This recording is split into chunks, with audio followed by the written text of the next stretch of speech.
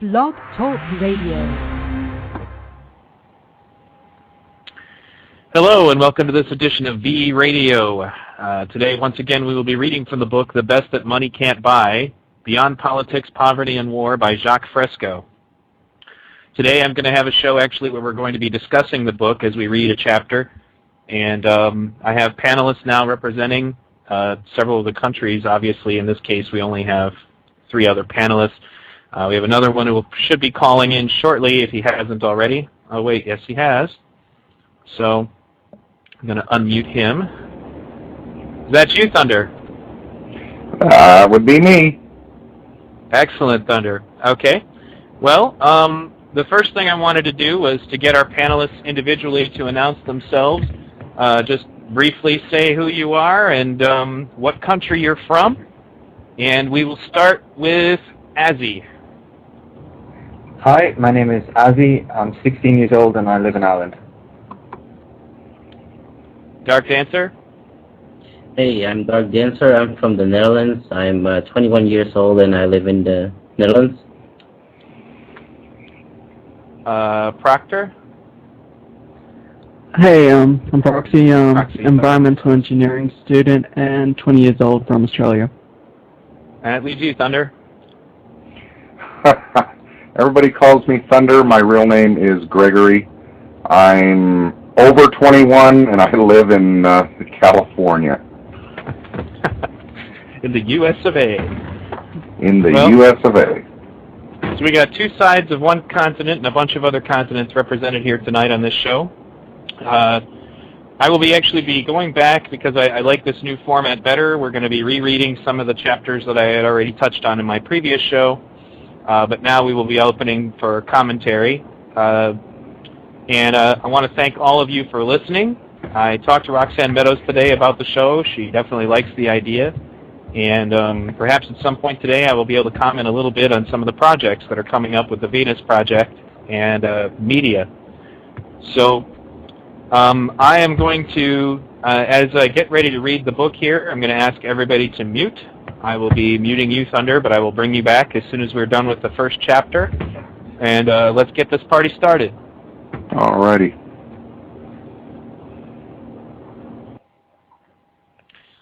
All right. The Best That Money Can't Buy. Chapter 1, A Design for the Future. The future is fluid. Each act, decision, and each development creates new possibilities and eliminates others. But the future is ours to direct. In the past, change came so slowly that generations saw minimal difference in the daily business of surviving. Social structures and cultural norms remained static for centuries. In the last 50 to 100 years, technology and social change accelerated to such an extent that governments and corporations now consider change management a core process. Hundreds of books address technological change, business process management, human productivity, and environmental issues. Universities offer advanced degrees in public and environmental affairs. Almost all overlook the major element in these systems: human beings and their social structures and culture. Technology, policy, and automation count for nothing until humans accept them and apply them to their daily lives. This book offers a blueprint to consciously fuse these elements into a sustainable future for all, as well as for fundamental changes in the way we regard ourselves, one another, and our world. This can be accomplished with technology and cybernetics being applied with human and environmental concern to secure, protect, and encourage a more humane world for all. How can such a prodigious task be accomplished? First, we must survey and inventory all of our available planetary resources. Discussion about what is scarce and what is plentiful is just so much talk until we actually measure our resources. We must first baseline that there is what there is around the world. This information must be compiled so we know the parameters for humanizing social and technological development. This can be accomplished using computers to assist in defining the most humane and appropriate ways to manage environmental and human affairs. This is basically the function of government. With computers processing trillions of bits of information per second, existing technologies far exceed the human capacity for arriving at equitable and sustainable decisions concerning the development and distribution of physical resources. With this potential, we can eventually surpass the practice of political decisions being made on the basis of power and advantage. Eventually, with artificial intelligence, money may become irrelevant, particularly in a high-energy civilization in which material abundance eliminates the mindset of scarcity. We have arrived at a time when the methods of science and technology can provide abundance for all. It is no longer necessary to consciously withhold efficiency through planned obsolescence or to utilize an old and outworn monetary system. Although many of us consider ourselves forward thinkers, we still cling tenaciously to the old values of the monetary system. We accept without sufficient consideration a system that breeds inefficiencies and actually encourages the creation of shortages. For example, while many concerns about environmental destruction and the misuse of technology are justified, many environmentalists draw bleak scenarios about the future based on present-day methods and shortages. They view environmental destruction from the point of view that existing technologies are wasteful and used irresponsibly. They are accustomed to outmodeled concepts and the economic imperatives of sales turnover and customer appeal. Although we recognize that technological development has been misdirected, the benefits far outweigh the negatives. Only the most die-hard environmental activist would turn his back on the many elevating advances made in areas like medicine, communications, power generation, and food production. If human civilization is to endure, it must outgrow our conspicuous waste of time, effort, and natural resources. One area in which we see this is architecture. Resource conservation must be incorporated into our structures. With the conscious and intelligent application of today's science and technology, we can recreate the wetlands and encourage the symbiotic process between and among the elements of nature. This was not doable in earlier times. While many urban centers grapple with retrofitting new, more efficient technologies into their existing infrastructures, these efforts fall short of the potentials of technology. Not only must we rebuild our thought patterns, but much of our physical infrastructure, including industrial plants, buildings, waterways, power systems, production and distribution processes, and transportation systems must be reconstructed from the ground up. Only then can our technology overcome resource deficiencies and provide universal abundance. If we are generally concerned about the environment and fellow human beings and want to end territorial disputes, war, crime, poverty, hunger, and the other problems that confront us today, the intelligent use of science and technology are the tools with which to achieve a new direction, one that will serve all people and not just a select few. The purpose of this technology is to free people from repetitive and boring jobs and allow them to experience the fullness of human relationships, denied to so many for so long. This will call for a basic adjustment in the way we think about what makes us human. Our times demand the declaration of the world's resources as the common heritage of all people. In 100 years, historians may look back on our present civilization as a transition period from the dark ages of ignorance, superstition, and social insufficiency, just as we view the world a few hundred years ago. If we arrive at a saner world in which the maximum human potential is cultivated in every person, our descendants will not understand why our world produced only one Louis Pasteur, one Edison, one Tesla, or one Salk, and why great achievements in our age were the products of a relative few. In looking forward to this new millennium, and back at the dimmest memories of human civilization, we see that the thoughts, dreams, and visions of humanity are limited by a perception of scarcity. Looks like somebody's trying to call me in the middle of my show. Anyway, my apologies. In looking forward to this new millennium and back at the dimmest memories of human civilization, we will see that the thoughts, dreams, and visions of humanity are limited by our perception of scarcity. We are products of a culture of deficiency, which expects each confrontation and most activities to end with a winner and a loser. Funding restricts even technological development, which is the best potential to liberate humanity from its past insufficiencies. He seems very intent on calling me. A moment.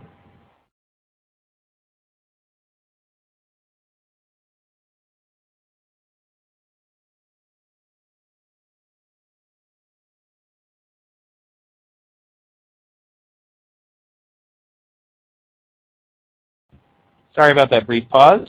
Now, we are produced products of a culture of deficiency, which expects each confrontation and most activities to end with a winner and a loser. Funding restricts even technological development, which is the best potential to liberate humanity from its past insufficiencies. We can no longer afford the luxury of such primitive thinking. There are other ways of looking at our lives and the world. Either we learn to live together in full cooperation, or we will cause our own extinction. To fully understand and appreciate this coming age, we must understand the relationship between creation and creator, the machine, and as of this writing, that most marvelous of mechanisms, the human being. Once again, I apologize for that brief interruption. I am going to now open the floor, and first I would like to give Azzy an opportunity to comment. Have at it, Azzy. Well, what can I say, really? It just sounds like simple logic. It's simplified for anyone to read, really. You could pick it up and just realize how it's in the right direction. It's quite easy to understand, but what I fail to understand is how people can actually look at that and disagree with it on a fundamental level. Well, I certainly don't. Yeah, I certainly see where you're coming from there. And I'm going to move down to Dark Dancer. What did you think? Yes, I completely agree. I mean, logically based, it's a more concrete view of, I mean, if you look at the system right now, just having read the book, it just makes more sense than what the current system's at now. I wouldn't know what else to comment, and that just solely comes from when you look at the whole text, like what you just read. It just makes a lot of sense, and that's what I just want to keep it at right now. Proxy? Well, basically saying that economics is a study of how society divvies resources of scarcity. So that's all I can say. Thunder. Gregory. Yeah. Sorry. That's okay. Everybody calls me Thunder. Yeah, I mean, short of echoing what all the other people are saying, it is. It's the most logical way to move forward, and we all know that there was a point in time when people told the Wright brothers, "You'll never fly. That's impossible," and we're hearing this about this stuff now. And I want people to be clear that we're not advocating this as the perfect solution. There's never going to be a perfect solution because things are always changing. But like you'll hear everybody say, this is so much better than what we have now. It just doesn't make sense to not look at this and move towards this from a logical standpoint. All right. Well, basically, for me, it just depends on, I agree with everything that everybody here has said, and this first chapter is clearly just kind of a basic overview. I know that a lot of people have a problem with this whole common heritage of all people thing, like they believe that certain people should be able to own critical resources that are valuable for the whole of humanity. And the reason that bothers me is that, you usually have to apply it to things like air. What if somebody owned all the air? Would their property rights protect their rights to be able to prevent other people from being able to breathe the air? It's basically kind of a situation like this. As long as we continue to think of ourselves only as individuals, and I don't mean giving up individuality, as long as we think of ourselves as only individuals and only care about ourselves, inevitably you're going to have these situations that are going to be dangerous to not only yourself, but to everybody else. And that's another aspect of it that I don't think people grasp, is that when you are doing things for the whole planet, you're still doing things for yourself. You're still representing yourself at that point. And if you don't do things for the whole planet, well, then you all are also hurting yourself eventually. You know, maybe you might not feel it right away, but inevitably down the road you're going to. You know, if you pollute the planet that you live on, and that, you know, let's not forget about the fact that you live there, inevitably the consequences are going to come to somebody. And so, keeping all that in mind, and I hit everybody, and I guess we will continue on to the next chapter unless anybody else had something they wanted to say. Just a short comment here. When you talk about danger and accept the pollution, what else do you mean that's dangerous about individuality? The only individual danger comes when one person thinks that they're so much more important than everybody else that they're willing to do things that endanger the whole of humanity. That's the only time you run into a problem. I remember arguing with one capitalist when I proposed a situation to him that said, well, what if you had on your land lived a resource that was necessary for the whole of humanity? You know, he's like, well, then it would be my right to sell it. I said, okay, now if you didn't give it up, you would kill the rest of the planet. And the guy basically said it would be better that the world was destroyed than to have his property rights taken away. That's when you run into a problem. It's not just, you know, and I don't advocate taking people's property either. It's just that the mentality of somebody to think that they have the right to withhold a resource that's on this planet that's required for all of humanity to survive, you know, really shows that some of these people's motivations are really just out of control. Does that answer your question? Surely, yes, and I have to say I totally agree with that, yes. When it's critical to humanity that resource is available to everyone, then definitely there can be no restriction from it from any kind of view. So thank you for answering the question. All right. Chapter 2. Changing Values in an Emerging Culture. Once again, everybody, let's mute out so that this will sound better. Any attempt to depict the future direction of civilization must include a description of the probable evolution of our culture without embellishment, propaganda, or national interest. We must examine... Oops. Looks like I lost my switchboard. See if the call's still connected. I apologize, people. Well, it looks like we're doing fine. I'll just bring up my switchboard again. But anyway... once again, we'll go back to where we were. It is unfortunate... Oh, no, I'll go back to here. We must re-examine our traditional habits of thought if we wish to avoid the consequences that will occur if we do not prepare for the future. It is unfortunate that most of us envision this future within our present social framework, using values and traditions that come from the past. Superficial changes perpetuate the problems of today. The challenges we face now cannot be addressed without antiquated notions and values that are no longer relevant. Imagine a new planet with the same carrying capacity as Earth, and that you are free to design a new direction for the society on this planet. You can choose any shape or form. The only limitation imposed upon you is that your social design must correspond to the carrying capacity of that planet.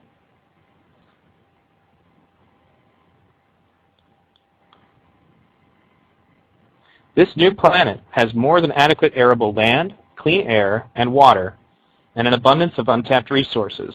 This is your planet. You can rearrange the entire social order to correspond to whatever you consider the best of all possible worlds. Not only does this include environmental modification, but also human factors, interpersonal relationships, and the structuring of education. This need not be complicated. It can be an uncluttered approach, not burdened by any past or traditional considerations, religious or otherwise. This is a prodigious project calling for many disciplines, determining the way inhabitants of your planet conduct their lives, keeping in mind for whom and for what ends this social order is being designed. Feel free to transcend present realities and reach for new and inventive ideas to shape your world of the future. An exciting exercise, isn't it? What we propose is nothing more, nothing less than applying that exercise to our planet. To prepare for the future, we must be willing to test new concepts. This means we must acquire enough information to evaluate these concepts and not be like travelers in a foreign land who compare everything with their own hometown. To understand people of another place, we must set aside our usual expectations of behavior and not judge by the values to which we are accustomed. If you believe today's values and virtues are absolute and ultimate for all times and all civilizations, then you may find our projection of the future shocking and unacceptable. We must feel and think as freshly as possible about the limitless possibilities of life patterns humankind may explore for attaining even higher levels of intelligence and fulfillment in the future. Although individuals like Plato, Edward Bellamy, H.G. Wells, Karl Marx, and Howard Scott have all made attempts to plan a new civilization, the established social order considered them impractical dreamers with utopian designs that ran contrary to human nature. Against these social pioneers was a status quo of vested interests comfortable with the way things were. The populace at large, because of years of indoctrination, went along unthinkingly for the ride. Vested interests were unappointed guardians of the status quo. The outlook and philosophy of the leaders were consistent with their positions of advantage. Despite advances achieved through objective scientific investigation and the breaking down of long-standing fears and superstitions, the world is still not a reasonable place. Many attempts to make it so have failed because of selfish individual and national interests. Deeply rooted cultural norms that assume someone must lose for someone else to gain, scarcity at its most basic, still dictate most of our decisions.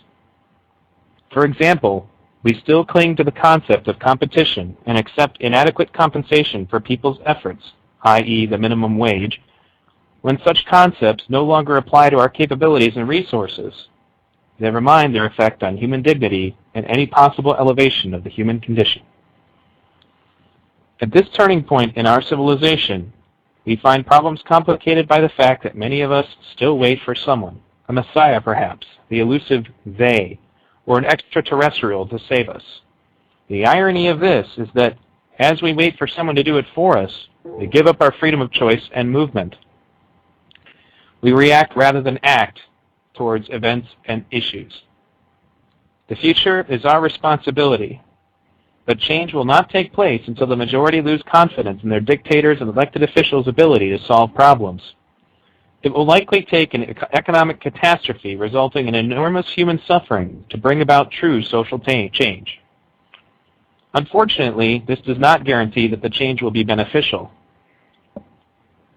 In times of conflict between nations, we still default to answering perceived threats with threats, developing weapons of mass destruction, and training people to use them against others whom we regard as enemies. Many social reformers tried to solve problems of crime within the framework of the monetary system by building more prisons and enacting new laws. There was gun legislation and a 3 times and you're out provision in an attempt to govern crime and violence. This has accomplished little, yet requests for funding to build more prisons and hire more policemen fare better in legislatures and voting referendums than do pleas for education or aid to the poor. Somehow, in an era of plenty, we have meanly approved punishment as an answer to all problems. One symptom of insanity is repeating the same mistake over and over again, expecting a different outcome. Our society is, in this sense, truly insane. The Manhattan Project developed the first atomic device to be used against human populations and launched the most intensive and dangerous weapon buildup in history. The Manhattan Project was also one of the largest and best-financed projects ever undertaken. If we are willing to spend that amount of money, resources, and human lives in times of war, why don't we commit equal resources to improving lives and anticipating the humane needs of our future? The same energies that went into the Manhattan Project could be used to improve and update our way of life and to achieve and maintain the optimal symbiotic relationship between nature and humankind. If our system continues without modification involving environmental and social concern, We will face an economic and social breakdown of our outworn monetary and political system. When this occurs, the established government will likely enact a state of emergency or martial law to prevent total chaos. I do not advocate this, but without the suffering of millions, it may be nearly impossible to shake our complacency about the current ways of life. Out of the Dark Ages. Scientists in the space program face difficult challenges. For example, space scientists must develop new ways of eating in outer space. Astronauts' clothing must withstand the vacuum of outer space. In orbit's temperature differentials and radiation yet remain light in the repairing systems.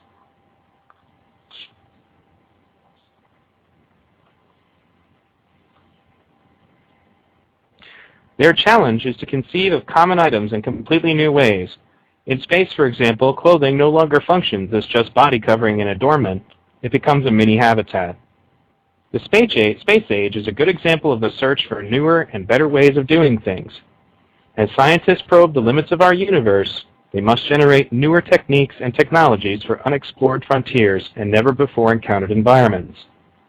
If they cling to the concepts of their earlier training, their explorations will fail.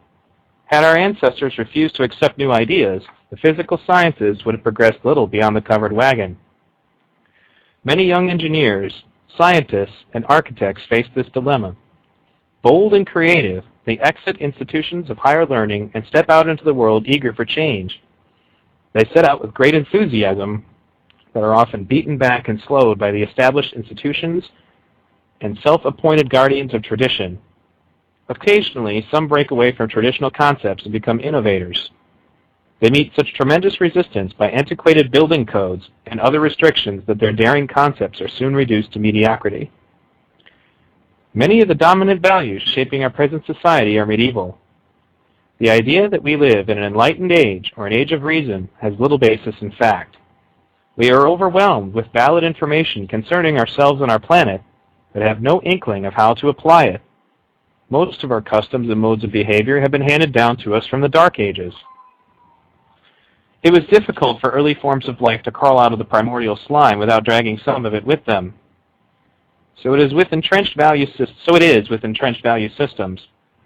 The most appropriate place for traditional concepts is a museum or in books about the history of civilization. The 21st century will reveal what most people never suspected, which is that the majority of us have the potential to be like people like Leonardo da Vinci, Alexander Graham Bell, and Madame Curie, if we are all raised in an environment that encourages genuine individuality and creativity. This includes all other characteristics thought of as special and privileged heredity of the great men and women. Even in today's so-called democratic society, fewer than 4% of the world's people have supplied us with the scientific and artistic advances that sustain social systems. I'm going to pause at that part because it's a different part of the chapter, and we will bring our panelists back. All right, everybody. Unless I put you to sleep, would you like to start, Azzy? Sure. Can you hear me? Mm-hmm. I want to start off with saying that too many people prepare for the future with current methods and ideology. Like examples of this are religious fundamentalists, but I'm not talking about religious people in general. I'm talking about fundamentalists like Osama bin Laden, Ted Haggard, George Herbert Walker Bush. And then you've got politicians as well who use outdated and current methods to prepare for the future, which also doesn't work. And then even the economy hasn't changed in quite a while. The principle, that is. An example of the economy would be something like the future market, and I don't think that's the correct term, but it would be something like buying a good in the foreseeable future with current price tag. So I'll buy oil from you in a year's time at 20 barrels to $1, some crazy amount, and you have to agree to that, and at the time you have to pay for that, or I have to pay for that. So, you're forced whichever way. So it's some crazy, market such as that can really, destruct the whole economy. Also, I wanted to say stuff like too many people appoint other people to do the work that everyone should be doing, and too many people are afraid of power. And I think Nelson Mandela says the same thing, that too many people are afraid of their actual potential. and too many people are afraid of messing that potential and not using it to the correct way they actually wish to do in their mind. Too many people don't want to try anything, and fear is just the primary factor in our society today. And I also wanted to just point out that I don't really believe nuclear weapons are weapons of mass destruction. I believe rifles, machine guns, and handguns that are sold to countries, militias, and militaries are the real weapons of mass destruction. And I believe more lives have been lost to those than nukes. Basically, nukes are more potential weapons of mass destruction, and that's all I really wanted to say, unless you want to discuss anything. No, it sounds good to me. Dark Dancer? What I wanted to say on this subject is that, well, even though nukes are weapons of mass destruction, it's really just the people operating it. Like what's been said in this chapter is that if the same effort would be put into using the same resources that has been put in the mass destruction weapons, I mean, you'd have a total abundance of resources, and it's just the monetary issues here that limit this. I mean, if you would put the same effort into gathering the resources for different things and different goals, than to put them into the weapons of mass destruction, we would have a really large amount of resources available to us. And I think in general with the Venus project that this is being pointed out very well, and that's really about the only thing on this chapter that really grasped my attention. And I think it's the most important thing being made. Like, if you use the same resources being used for something else that's rather irrelevant to our survival, then you could produce something that's really better for the humankind as a whole. Okay. Roxy? I'd like to say that we're born into a world of despair, or a myth that we're born into a world of despair. As soon as we're brought into this place, we are taught such things as segregation. There's no such, well, we're taught not to freely express ourselves. We're taught to conform. We're taught to basically follow the current status quo or the current ideals without innovation. And basically, we are also taught to fear innovation. So anything that's innovative is essentially blacklisted by the rest of society. There's also a whole list of things that we're taught to trust. And we're also taught to trust, say, the exponential growth of society, such as each year or each week we get the expected outcomes of the GDP growth, say 4% a year or 5% a year, without actually trying to figure out that how much resources are going to be utilized in constantly growing our economies. And I guess that's also an outcome of the monetary system, all sorts of stuff as new debt pays off old debt, hence we need to continually expand our money supply and GDP of our nation. And a huge lack of, well, there's a great lack of capital, such as human capital, in the areas of critical thinking, because we're often taught not to critically think. We're taught, as I said before, this is the world, that's the way it is, you can't do anything about it. However, we're also taught that millions of people around the world are dying of starvation, so on and so forth. We've got to do something about it, so we donate to charities, but once again, we can't do anything about it because we're not taught to do anything about it. So perhaps people have some false hope or delusions, and a lot of these issues need to be addressed. That's my rant. Gregory? They all, I agree with everybody. You know, the way humans are conditioned and have been conditioned for so many years to be living in fear, even though they don't know it, they're blind to it. They're dumbed it down, as we've all heard. And as Jock says, you know, this transition is going to be difficult. You know, some people don't believe that it has to be difficult. I happen to think maybe it's just inevitable that all this stuff has to fail and the slate has to literally be wiped clean, whatever that means, for us to be able to start over. You brought up a good point that if we had another planet to inhabit and we were able to start fresh, that would probably give us a step up in the right direction. It's so difficult to present these ideas to people that have been so conditioned to live in this fear and present-day thinking. And I know you'll agree that most of the resistance that we come up against is people that are, I guess, again, afraid to look at this because they only have the perspective of present-day ideas and present-day morals and values, and they don't have enough foresight to look at this more in a futuristic way. So that's really all I have to say at this point.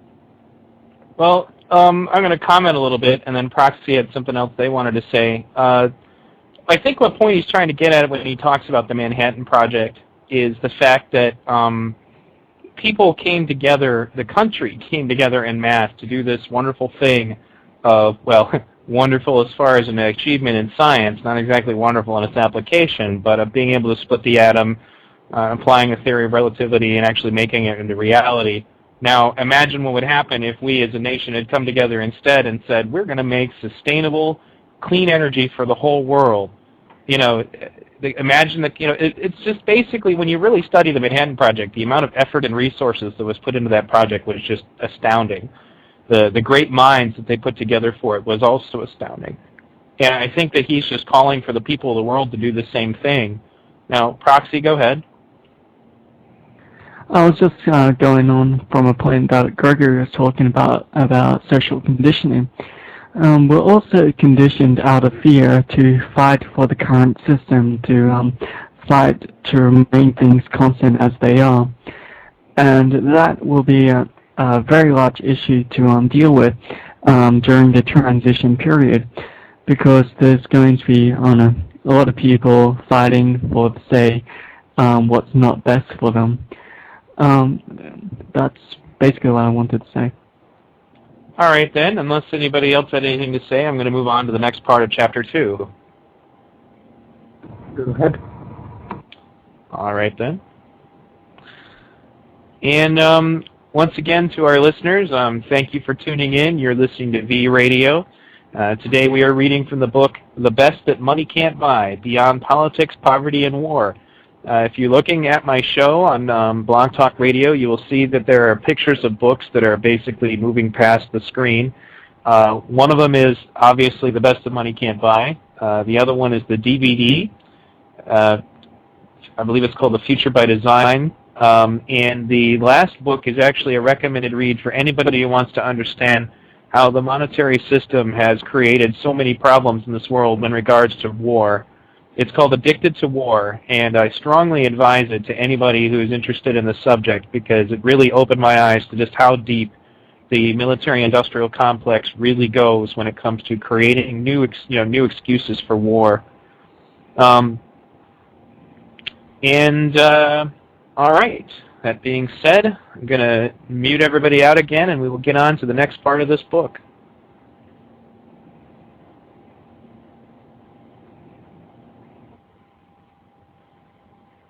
Okay. Shaping human lives. Humans of the future, though similar in appearance, will differ considerably in their outlook, values, and mindset.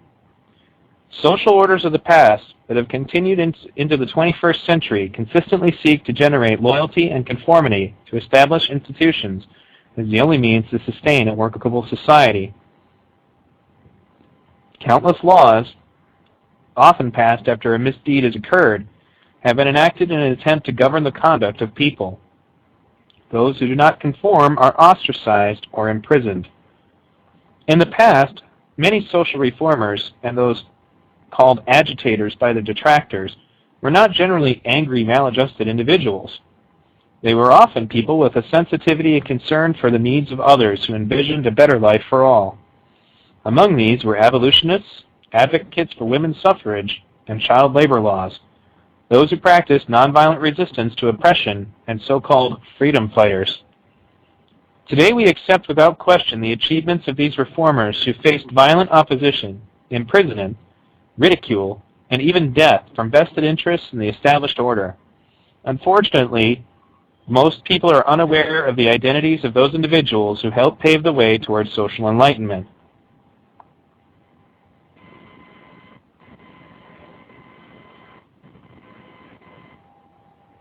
Today we accept, many of our parks have statues of warriors and statesmen, but few have any monuments to the really great social innovators. Perhaps when the history of the human race is finally written, it will be from the viewpoint of individuals in an alien and primitive culture who sought change in a world that had great tenacity to maintain things as they were.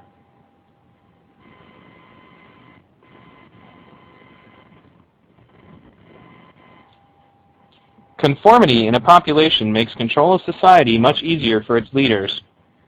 Our leaders pay lip service to the freedoms that democracy provides while actually supporting an economic structure that imprisons its citizens under more and more debt. They claim that all have the opportunity to rise to the top through individual initiative and incentive. To appease those who work hard but do not achieve the good life, religion is then there to assure them that if not in this life, they will obtain it in the next life. Our habits of thought and conduct show the effectiveness of constant and unrelenting propaganda on radio, television, in publications, and in most other media. They are so effective that the average citizen is not insulted when categorized as a consumer, as if a citizen's sole worth to society was a user of goods. These patterns are gradually being modified and challenged by the Internet and the World Wide Web. Most people expect that our televisions, computers, communication systems, methods of production and delivery of services, and even our concepts of work and reward will continue to improve without any disruption or distress within our present value systems. But this is not necessarily so. Our dominant values that emphasize competition and scarcity limit continued progress. The most disruptive period in a transition from an established social order to an emergent system comes when people are not prepared emotionally or intellectually to adjust to change. People cannot simply erase all beliefs and habits acquired in the past, which constitute their self-identity. Sudden changes in values without some preparation will cause many to lose their sense of identity and purpose, isolating them from society as they feel they have isolated them from a society they feel has passed them by. Another factor limiting the evaluation of alternative social proposals is a lack of understanding of basic scientific principles and the factors shaping human culture and behavior. The conflicts today between human beings are about opposing values. If we manage to arrive at a saner future, conflicts will be about problems common to all humans. In a vibrant and emergent culture, instead of conflicts between nations, the challenges will be overcoming scarcity, reclaiming damaged environments, creating innovative technologies, increasing agricultural yield, improving communications, building communications between nations, sharing technologies, and living a meaningful life. Work and the new leisure. From early civilizations to the present, most humans had to work to earn a living. Most of our attitudes about work are a carryover from these earlier times.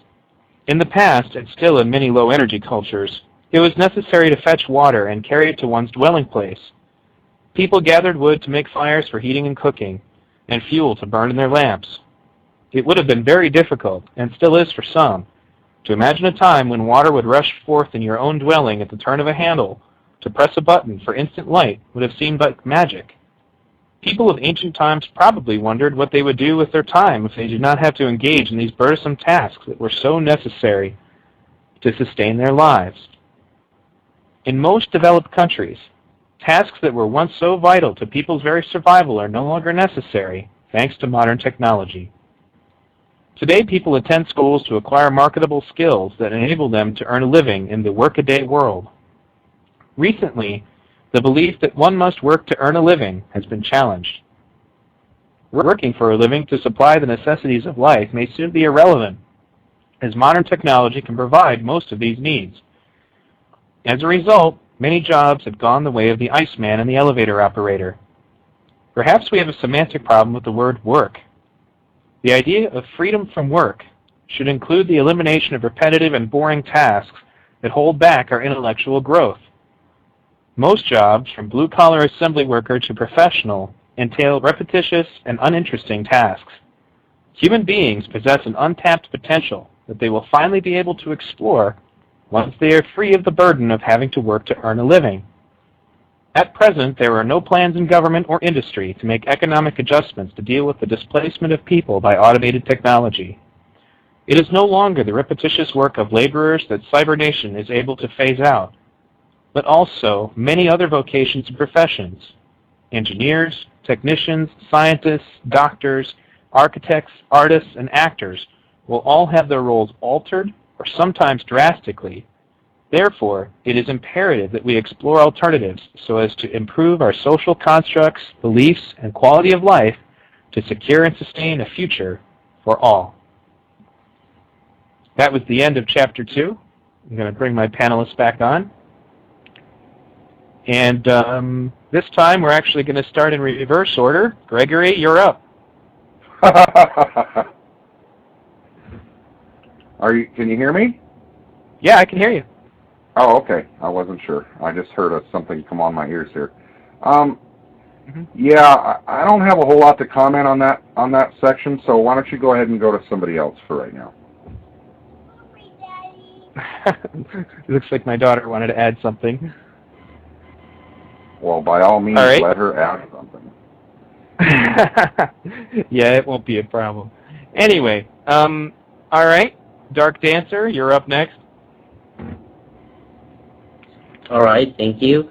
Yes, there are a few things in this chapter I would like to address. First off, there was a small remark about humanity as a whole, like conflicts would be a matter of humanity as a whole, but I'd say, like, from my point of view, that it would be underestimating groups a little, because conflicts, no matter how large or small they are, I think that even in small communities, conflicts can grow a lot. I don't know if you're grasping what I'm trying to say here, but even though problems that skill humanity as a whole can be of very large importance. I mean, problems at a community level can be very large as a whole as well. And I think that this chapter was trying to represent that at a smaller level that it actually is. Also, it has notified us of the fact that there's a continuation of growth, and I think that if you take growth in consideration, that there's an expectation that the economic growth is going forward as it is right now. But if you take a closer look at economic graphs, and if you research the whole, if you research the growth as a whole, like resources-wise, economics-wise, there's no reasonable argument that the economic growth is going to continue as it is. Also, there's the talk about incentives, and that's the whole thing that worries me about the Venus project as a whole. Nevertheless, it's a great idea, but people that are conditioned this way, they are used to incentives, like a wage is an incentive right now. And main concern people have with the Venus project right now is that when we have a, I wouldn't call it utopian, but a far better world right now, is that people won't have anything to do right now, where they would normally have something to do with what we call today as work. I don't agree with that. I have to jump in there. I think okay, what's missing here and we hear this so much. Well, what will people have to do? And again, it's based on present day thinking. If I don't have a job to go to, if I don't, have some way to go out there and earn a living, what will I do? It's frustrating because you can't keep thinking the old ways when you're talking about something new, because it just gets poisoned. Will people have incentive? Absolutely. They'll have incentive to do something else. In other words, when you eliminate the jobs and you eliminate the incentive, if you will, for lack of a better term, to go out and earn a living, to buy things, when that all disappears, brand new incentives will come about.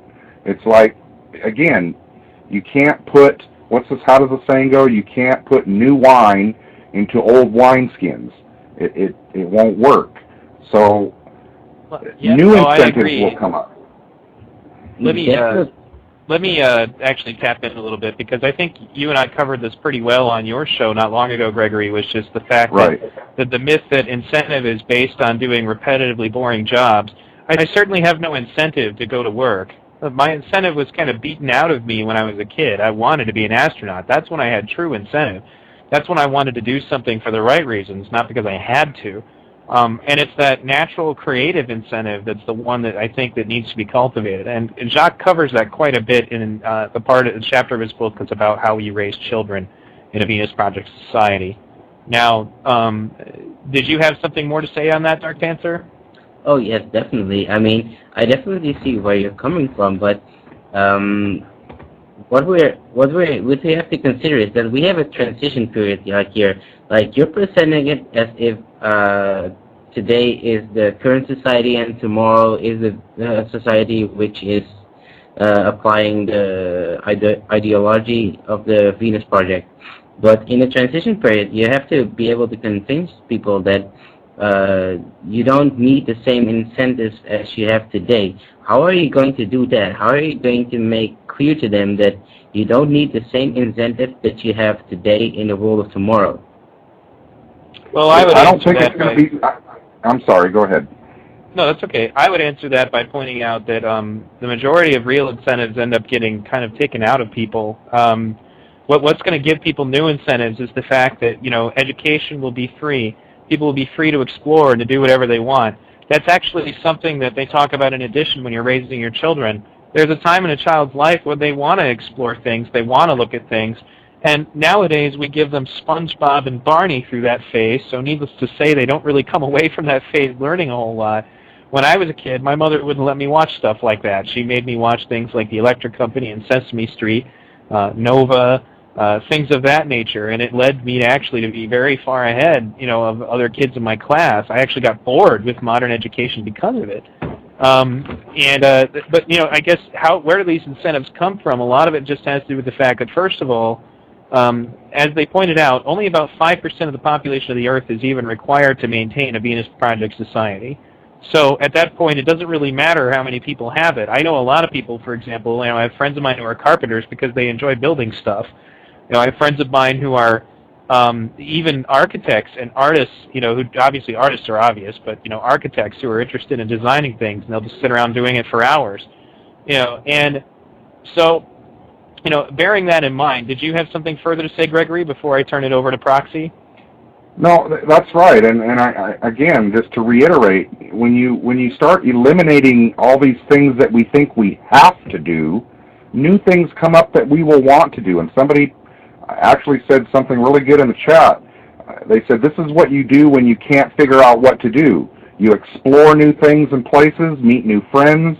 You just do other things. You travel, have fun, and live to the fullest that you can. So again, when all these negative whatever things are eliminated from our lives, new things will come into play that we will desire. And that's what I don't think people can understand. That they are too short-sighted to understand. When you eliminate this, something's got to fill that void, and the new stuff that will fill that void will be based on this resource-based economy, and it's all going to be good. It's not going to be perfect, but it's, again, so much way, way, way better than what we've got now. And I wish people would wake up and just understand that simple concept. All right. Now, Dark Dancer, did you have one more reply, I believe you said? Oh yes, definitely. What I was about to reply is that, well, the point of view you're coming from the fact that you are privileged to a good education and you're being brought up with certain values that allow you to investigate more than what other people are privileged to. I mean, you said that your mother has presented you to certain views and that you could investigate things for yourself. But you have to remember, not to be blunt or anything, but a lot of the people in this world are really just conditioned to the current conditions, and those conditions just don't allow for things outside of the box, if you grasp what I mean. Well, consider that a lot of those limitations about not being able to get out of the box have to do with the situation that we live in. People who get out of prison don't always remain in prison. I mean, mind you, a lot of those people in many cases have a hard time adjusting to the new world. But for the most part, I can tell you that, I'm certainly not going to have any problem getting out of the box. I know plenty of people who would be more than willing to give up their stupid jobs in order to go travel the world and, get educated and things of that nature. But let me get our other panelists in here. Proxy, you're up. What did you have to say about the last chapter? Oh, I think I have many things to say. I'll start off with my first comment about prison, and that is you don't get to eat fruit in prison. And I think that is a very big issue because you wouldn't want to go to prison because you can't eat fruit, and fruit's pretty damn awesome. I got more bizarrities to talk about. The beginning of the chapter spoke about some sort of idealistic segregation, and I recently came across some information that the head of the Ku Klux Klan in the 1800s, the same guy who started the American Civil War, he has a statue devoted to him. So I'm just thinking, why does this rampant racist and the guy who started the American Civil War have a statue devoted to him? Though we also ask many questions like that. Also have another basic comment which I came across hundreds of times, and that is more power can be wielded through an idea than any weapon. Now, we're talking about, well, you guys are basically talking about the creation of identity. And I'm just going to spout Maslow's hierarchy of needs, because Maslow is pretty damn awesome, and he's dead, so he won't really mind me ripping off his ideas or talking about them. And Maslow's hierarchy of needs creates a pyramid structure system, which has 5 tiers. The first tier is called physiological, which is your first lot of needs, and that's breathing, food, water, sex, sleep, homeostasis, and excretion. The second tier is called safety, so that includes security of body, of employment, of resources, of morality, of the family, of health, and of property. The third tier is love and belonging, so that includes your friendship, family, and sexual intimacy. The fourth tier is esteem, self-esteem, confidence, achievement, respect of others, and respect by others. And the last tier is called self-actualization, or aka self-respect, which includes your moralities, creativity, spontaneity, problem-solving, lack of prejudice, and acceptance of facts. And it seems that under a resource-based economy projected through the Venus Project is that basically everyone starts off at tier 3, love and belonging, because the first 2 tiers are insignificant because technology provides for them. So once again, the third tier starts off as friendship, family, sexual intimacy. And Maslow spoke about once you achieve the needs and wants of the below tiers, you move up to the higher tiers and you reestablish your sense of identity. So basically, through Maslow's works, he says that people will continually move up the tiers depending on their current needs and wants and how they're being satisfied. So inherently, I'm spouting a lot of Maslow, that most people will move up to the last tier of self-actualization or self-respect of morality, creativity, spontaneity, problem-solving, lack of prejudice, and acceptance of facts. So that is the greatest benefit of the Venus Project, is enabling people to actually actualize and be well aware of their own potential. You guys talked a lot about incentive, and I want to different from majority of the population. I mirror VTV's past. When I was 4 years old, I'd rather watch a documentary on, say, A Brief History in Time by Stephen Hawking, something like that, than rather watch Sesame Street or something. Like, when I was 4 years old, I taught myself Japanese off TV. And that's basically what I'm talking about. When I was a kid, I wanted to be a Supreme Military Commander because all I did from ages 6 to 14 was play StarCraft Online. And that's all I have to say on this topic. Brings us to Azzy. Did you manage to stay awake through all of that, Azzy? Yeah, I did. I don't know what I can add after Proxy. He summed up a lot of things that I was going to bump into, but he mentioned an aim, so it's hard to get over that. But I was going to talk a little bit on incentive. That I think someone commented there that the people, where is it? Let me just check this. Is it Dragonofta? I don't know if I can pronounce it. I'm not too good at pronunciations, but it's the people that don't understand the incentive that are the hardest to get through, like the people who will just piggyback off the rest of society. How do you get them to do anything? And it kind of revolves around a question where a friend had a critical analysis of it, and he said, well, what about teachers? They're not going to teach, they hate teaching. What about firemen? They're not going to put out fires in your house, they're not going to risk their lives. And they said they need money for that. And I thought about that, and I came to the conclusion, well, teachers don't get that much good pay, do they? They're not even near reasonable at times, yet they have a really difficult job of telling and educating the up-and-coming politicians, the possible astronauts, the possible anything. They're in this stage of, a critical stage of people's lives where it's their education that can affect them. But that's difficult work. That's really difficult work to teach. You have to be that kind of person that's good at and very patient. But what I'm saying is that they're not influenced through money for that.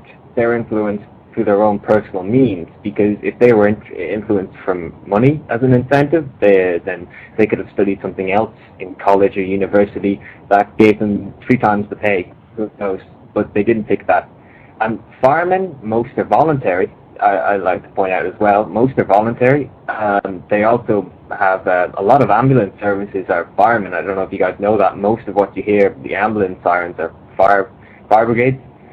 So I'm saying that they do a lot of community work, and a lot of it's just voluntary. And even at that, if they do get paid, it doesn't really, it doesn't make any sense. Why would someone get, below average pay to go into a flaming building to save people? It's not the money, because money, when you think about it, only what it is an access to resources. So if you can give those resources to people without having a stupid medium that's made out of thin air like money, then you've basically got your incentive solved in a nutshell. But then again, the Proxy dived into it a much, much deeper, and he gave it a better analysis. So that's basically what I have to say, unless you have any questions.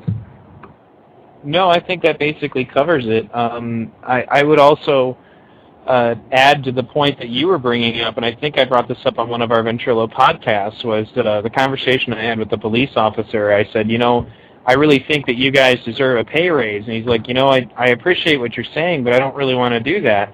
And he's like, why? I'm like, why? He's like, well, to be honest with you, I mean, if I had to go out and risk my life with somebody who was only there because it was had a good paycheck, I wouldn't feel comfortable. I wouldn't want that person, as my partner. Right. I wouldn't want that person anywhere near me in that kind of situation. And honestly, the monetary system and the profit motive, you talk about what people do for money and how it affects their quote-unquote incentive.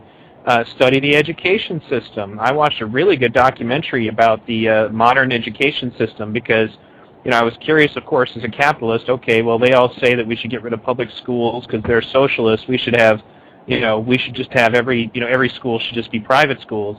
And so I studied, colleges because I wanted to learn a little bit about what that would be like. And, well, what I found out was that professors actually don't get paid any extra for being good teachers. In fact, they tell professors, well, if you fail too many people, we will fire you because we don't really care if they're competent. We just want our money.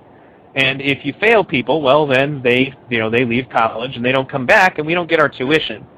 So for the most part, just let them slide. And that's why, especially in the United States, the colleges have a huge reputation for being little more than just a place to go party and drink and screw your way through your college years before you get out into the workforce.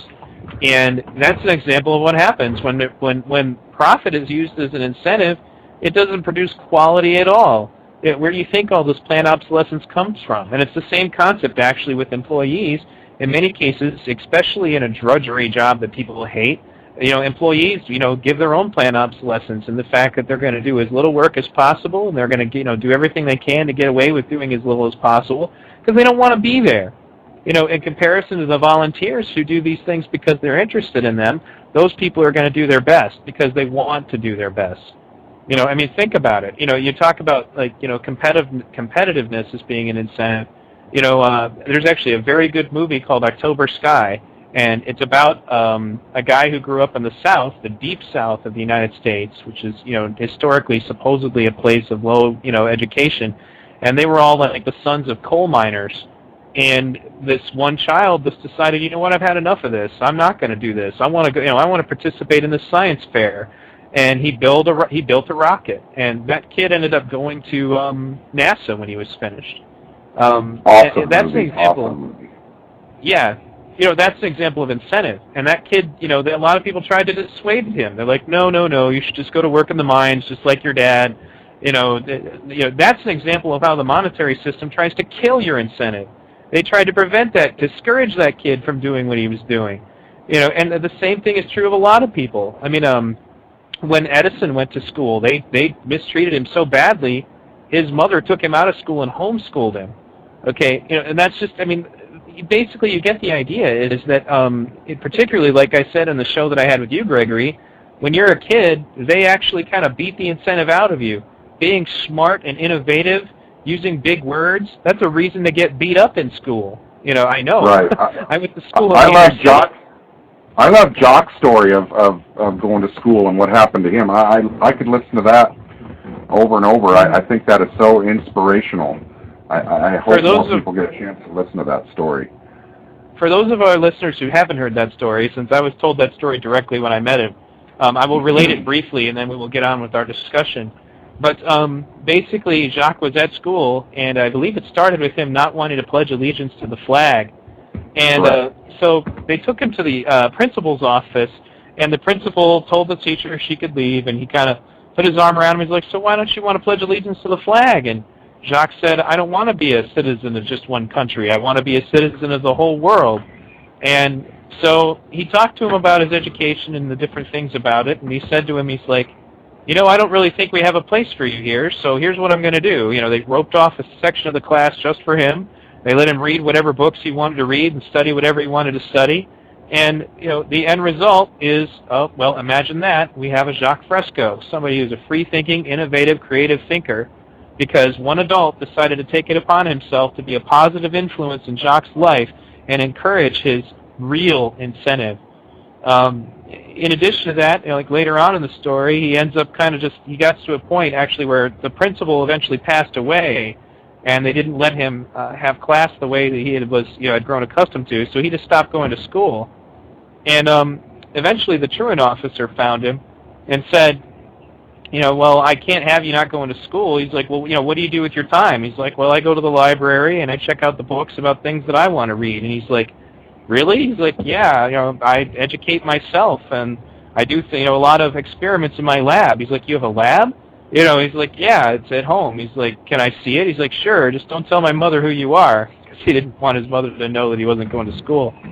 So he takes them there and he shows them the lab, and he's like, wow, yeah, well, okay, well, you know what, I approve of what you're doing, so just show up at school on Monday, and then you can go back to playing hooky if you want. And that was the kind of education that created Jacques Fresco. And the reason why education is related to incentive is that the incentive that you're given in school essentially is to become a robot. That's not real incentive. And if you don't do that, well, then they'll beat you down until you do it. So that was pretty much what I had to say on that part of the conversation. I am going to return to reading the book. We are now on to Chapter 3, Language of Relevance. I'm going to ask my panelists once again to mute themselves so that I can continue reading. And we're going to get this show on the road. By the way, guys, I want to ask real quick before I mute everybody, how is my sound quality? Am I sounding good while I'm reading this book?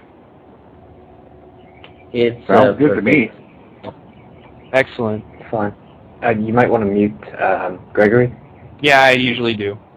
All right, let's get on to Chapter 3. By the way, we're now an hour and 10 minutes into our show. Chapter 3, Language of Relevance. Of the many entrenched barriers to positive change, communication is one of the most intractable. Language has evolved over centuries through ages of scarcity, superstition, and social insufficiency, and it is continuing to evolve.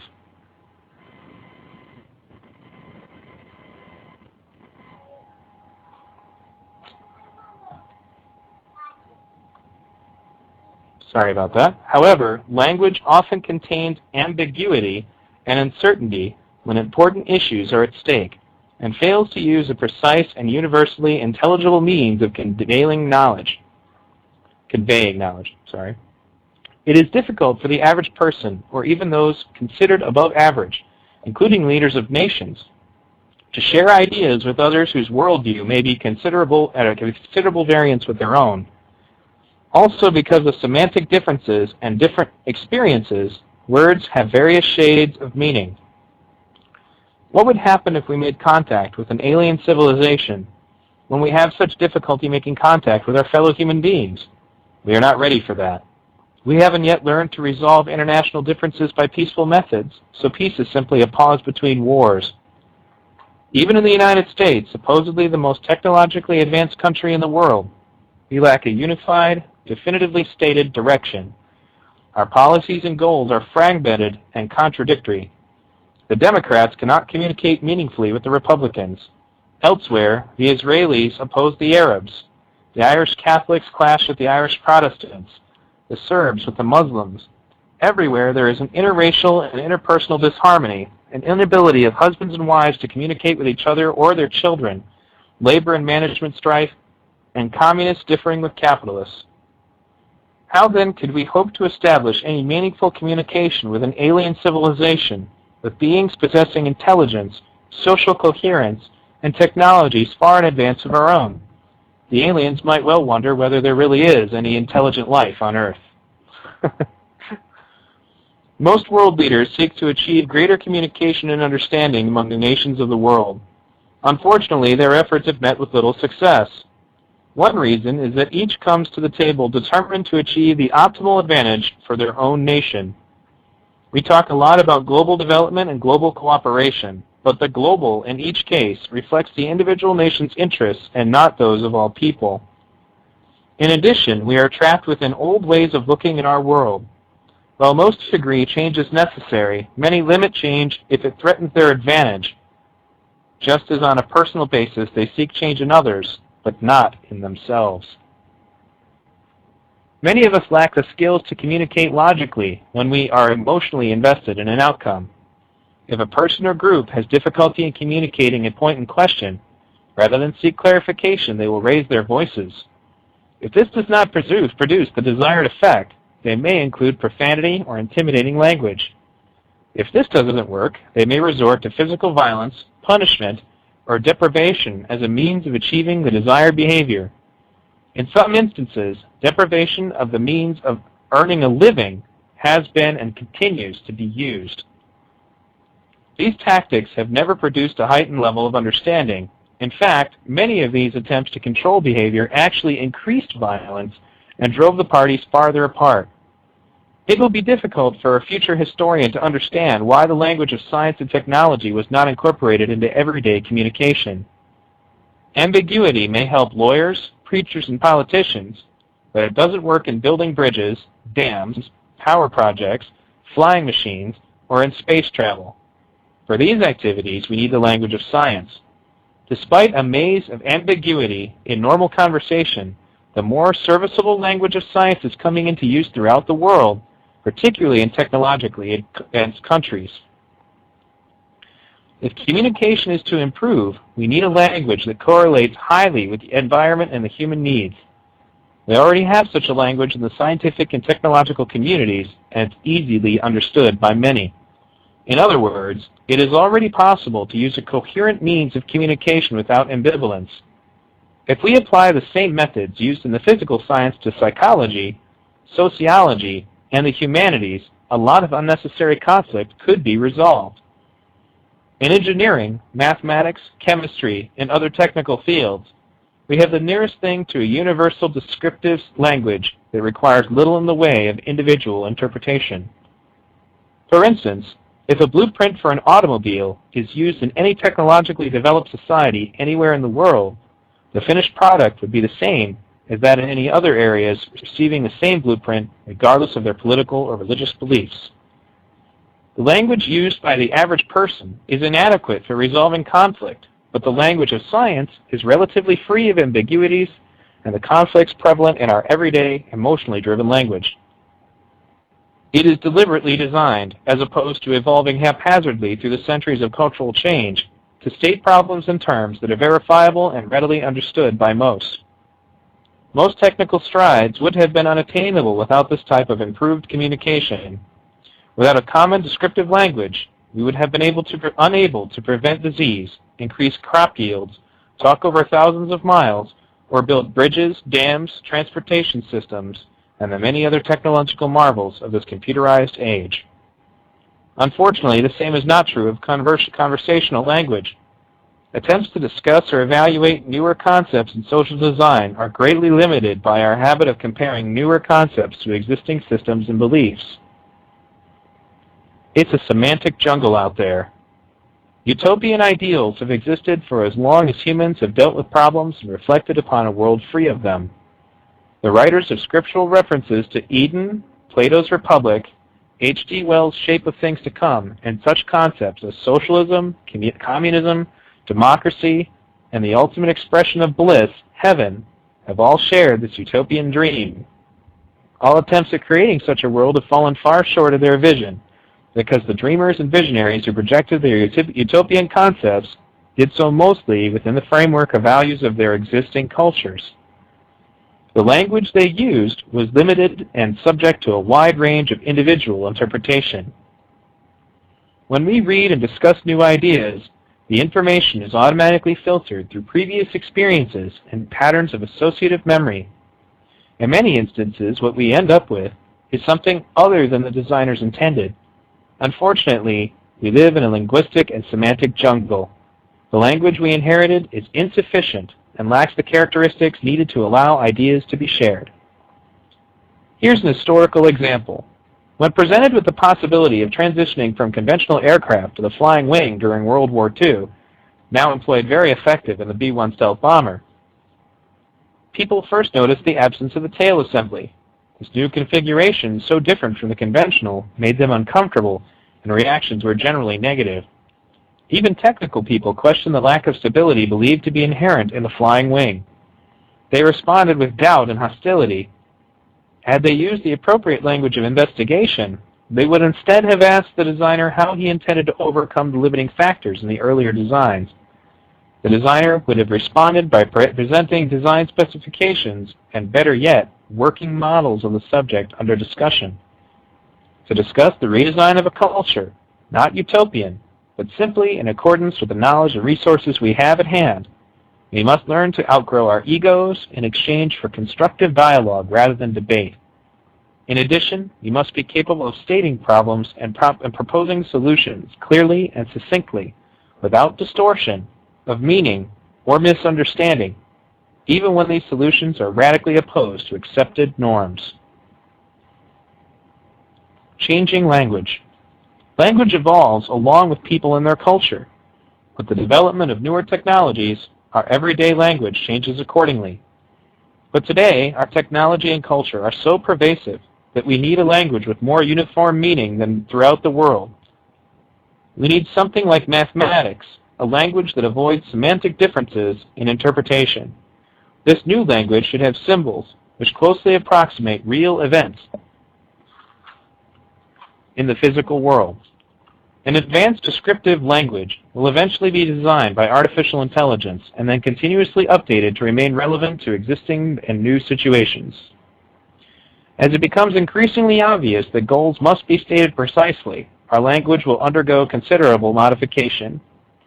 The future evolution of our language cannot be comprehended within the bounds of existing usage. It must undergo continuing refinement and increase its scope of meaning before it will be an effective means of communication between people. Gutenberg invented the printing press before the English alphabet and spelling had stabilized. Many of our language's idiosyncrasies still endure from those early days of experimentation.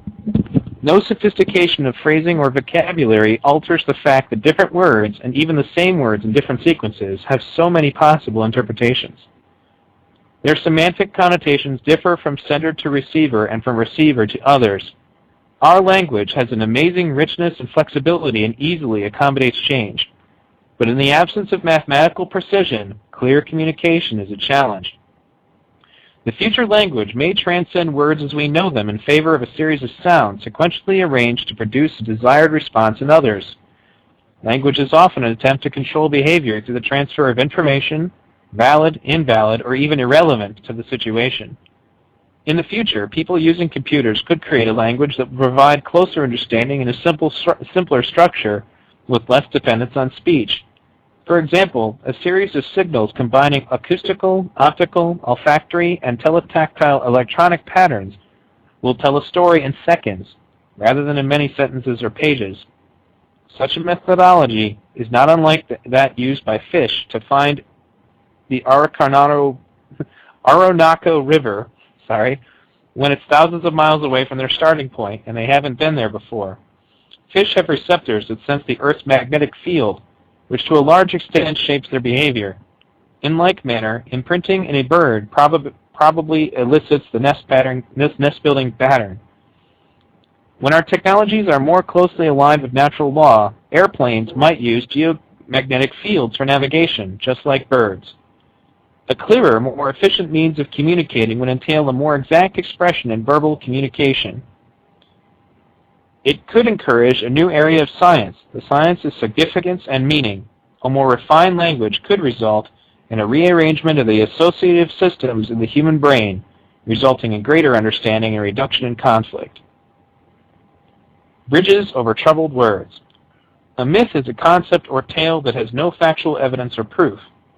The word suggests a way of talking or stating problems in which the words used to do not have a physical referent. That is to say, one cannot find agreement among people as to what, in the real world, the word's actually referring to.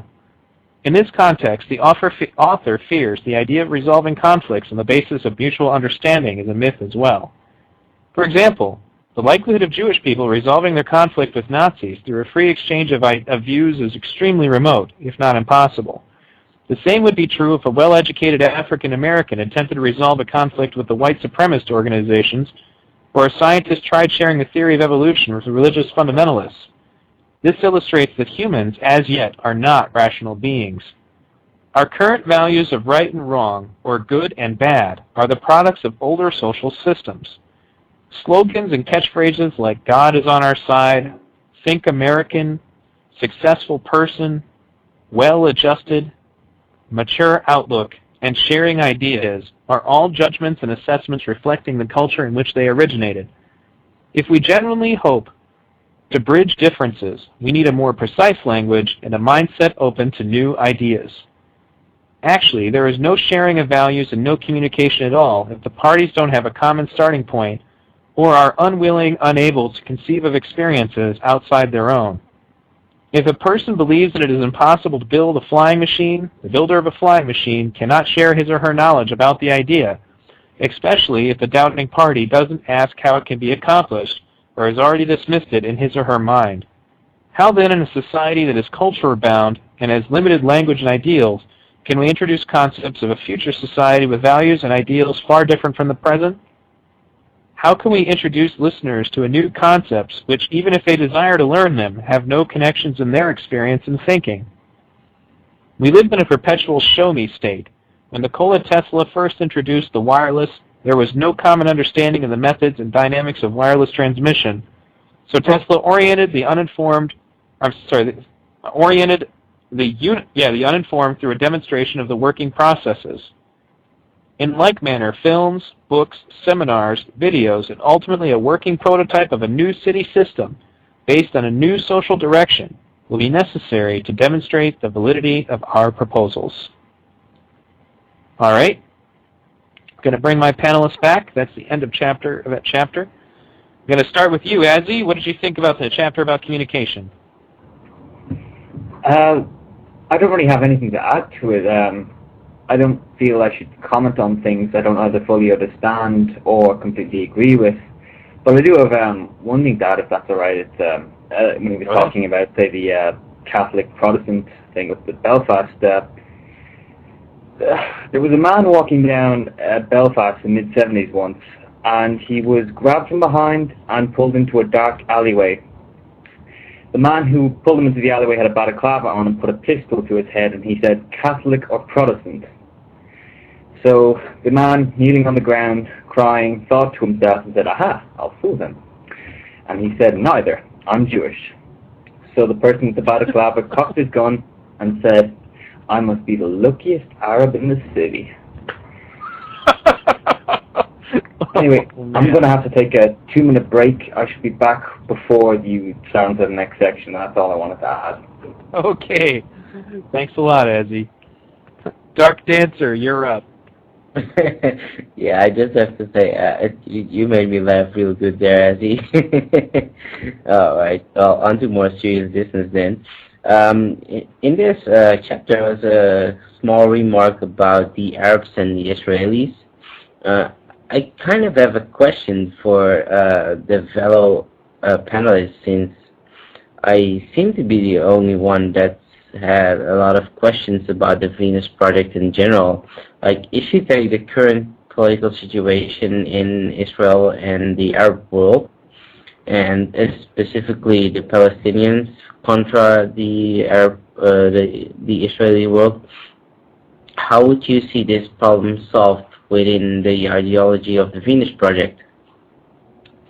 Well, let me answer, actually. The solution, actually, and I've thought about this very thing. The first thing is that people need to recognize that the majority of the conflicts that they've been worked into are actually generally almost always puppeteered by somebody higher up in the work trying to find a way to make money through yet another conflict. But that being said, the key problem with the Palestinian issue, as I understand it, is I have friends on both sides of the issue. I have Jewish friends and Arab friends, is that the Palestinians essentially have nowhere to go. They basically were forced out of their homes when the superpowers decided to give the Jewish people their own place to live. Right, but on the same token, the Jews also didn't really have anywhere to go. They'd been kind of living in other countries. It was a really bad situation, and the answer wasn't really good for anybody. So, all in all, the solution that the Venus Project would present is that these people who are fighting over places to live and things of that nature wouldn't have anything to fight over anymore, because if technology was applied for the Palestinian refugees, then they would have everything they needed and they wouldn't care about it anymore. The only thing you'd still be fighting over at that point is the religious significance of some of the places in question, and unfortunately that's something that may take a while to really to get past. One of the things about that actually is that in many cases it really, actually, at least in my opinion, Azzy could probably shed more light on it if he was here, but my understanding of the Catholic and Protestant fight, for example, was that it was largely, actually, the fact that the religious issue is only part of it. A lot of it had to do with the fact that most of the Protestant Irish are actually Scottish or British in descent. And we came over to Ireland because they were given land that belonged to the Irish people by the English nobles. For those of you who've seen the movie Braveheart, you saw a similar example of this when Longshanks was giving Scottish nobles, land in England, and English nobles land in Scotland. This sort of disbursement of power is what really went on. So regardless of the issue of whether or not they're Protestants or Catholics, they didn't really care. I mean, the Catholics didn't really care. It was more of a matter of, you're in my country and you don't belong here, get out. The fact that they're Protestant generally just meant that they were affiliated with the Church of England. Now, that being said, I've talked to my Arab friends about this. Is there something in Islam that specifically makes you the enemies of Jews? And most of them have emphatically said, no, there isn't. It has nothing to do with that. It has more to do with the fact that, our forefathers lived in this country and were just told to leave, and they had nowhere to go. You see, that's a classic example of people fighting over resources, and the accommodations that they need to live, and it resulting in war that is just unnecessary. There's no reason why that both of these people could not be given adequate ability to take care of themselves. So, even though I definitely get where you're coming from when you mentioned that they're fighting over resources, I don't really think that the religious part of this issue could be underestimated, because as I have heard, part of my family is Muslim as well, and the main argument I find for this conflict is that it's all about Jerusalem in this issue. I mean, the people of Palestine have places to live. I mean, the West Bank is more than adequate enough to house enough Palestinians, even for future generations, because the space available is enough. And within the concept of the Venus Project, we're talking about available space and available resources. I don't have any up-to-date information about how they're doing on resources to live, like food and water, but I do know that they have enough space to live on. But that the main issue here is they just can't share Jerusalem with the Palestinians, with the Israelis, my bad. So, I mean, how would we solve such an issue? I mean, your understanding of the conflict is a little bit different than mine, because what I've been told is that the religious part of this is really the dominant part. How would you deal with this issue? Well, when you're dealing with something like that, inevitably you are touching on an area that is one of the things that the benefits of education to get rid of superstition will probably help. That's an example of religion being used for the wrong reasons. At least, like, for example, in my understanding of Islam, when I talk to people about the Muslim religion, because there's a lot of people out there that are trying to blame everything on Islam, and I point out to them that, for example, from my understanding, actually having read some of the Quran myself, Allah strictly forbids the targeting of innocents, ever. Under any circumstances, this will not be done. He doesn't even hint around about it. He makes it very clear. It's not a, be good to your fellow man vague thing. It's a, if you're going to go to war, you don't do this. And clearly that's not what's going on. On the other side of things, the Israelis are left with a very difficult situation themselves. They're surrounded by people who hate them. They are often blamed for things that are done by militants. And kind of what I was getting at actually is I remember this one report they did after that child was killed on the West Bank. You have that very emotional video that you're watching where that child that's crying on the West Bank, and they go to this Israeli colonel and they're trying to interview him while he's in the middle of telling people what to do in the middle of a firefight. So he's annoyed with them, but he goes ahead and talks to the press, and the press are like, "What do you think about this child, being shot by your men?" And he's like, "What do you think of parents that knowingly bring their kids to a war zone?" He's like, "Now, if you excuse me, I've got to get back to work." It's like, it's not that he didn't care that the child had been killed. It's just more of an issue is that people don't look at both sides of these conflicts. And after studying as much as I have about war and how just about every one of them is full of crap, there's usually some idiot puppeteering the whole thing. I don't want to call him an idiot. Let's call him a tyrant. Puppeteering the whole thing from underneath and benefiting from the from the conflict. When it comes to the religious value of certain places, inevitably that is something that unfortunately will only go away in time. And when I compared the Irish conflict to the one between the Israelis and the Palestinians, the conflict in Ireland to liberate the country has been going on, from what I understand, since like the 14th century. It takes a really long time for people to get sick of that. In addition to the fact, you have to remember that these sorts of problems only perpetuate themselves. The Irish Republican Army member will kill some British police officer, who in turn, that British police officer's family will get angry. Maybe that police officer's brother will join the fight against the IRA. Then that person will go and kill somebody in Ireland. In the end, the real reason that everybody's fighting gets lost in the shuffle. And it's just like the Hatfield and McCoys, of legend in the United States. There's this legend of these two families that have hated each other for generations. No, they don't even remember what it started over. What they do remember is that they shot Paul like 2 weeks ago. It's just that the never-ending conflict that gets to that point where you forget about it. And it really, unfortunately, comes down to those two sides just finally getting sick of it and moving on. And unfortunately, that may take a while. That's an example of the way that the Venus Project combats that sort of thing, is to try to convince people that fighting over religion is silly. Even in my understanding of the religions, for example, the Crusades, Jesus Christ would have never, ever suggested that we should murder hundreds of thousands of people so that we can own a specific piece of land. That's absurd. And I don't really honestly believe from the teachings of the Prophet Muhammad would really go along with that either. Now, they do have specific commands in Islam that you have to go to Mecca at one point during your life and all that. If people would just stop shooting each other, then the Israelis wouldn't care if they showed up. The Palestinians wouldn't care if Israelis came into these holy places. But it's going to take, like I said, you're going to have to get to a point where people are so sick of the conflict that they want to stop it on their own. And that's pretty much what happened to the Troubles, as they call them in Ireland, is that they just got sick of it. They just didn't care anymore. It's like, look, it's been long enough, we're done. And unfortunately, that may take a while. Now, that being said, I want to move on. Proxy, you have the floor about this chapter, about communication and language. Since everyone's talking about the Palestinian-Israeli conflict, I'll just give some minor comments on it. There is a movement called the Zionist movement who believe that Israel was promised to them by God because they're God's chosen people.